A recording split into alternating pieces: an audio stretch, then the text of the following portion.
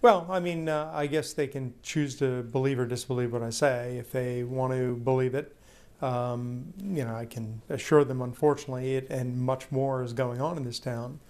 Or they can believe that everything's fine and I'm exaggerating and none of this takes place, and that's great too if they want to believe that.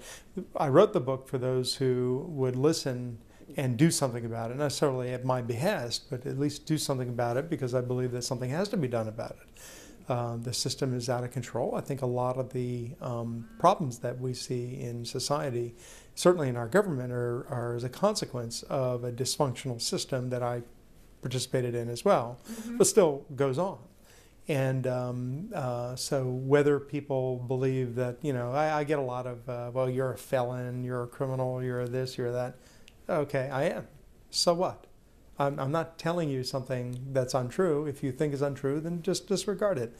But if you think it's true, the source is not and shouldn't be important to you. What should be important is that these things are happening and they have to be stopped. And I try to offer in the book ways that I think they can be stopped.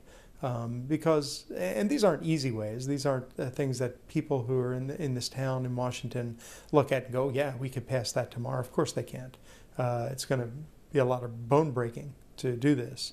But if we don't do it, then the system will continue and continue to expand. And maybe that's what people want. I don't think so, based on the response I've gotten.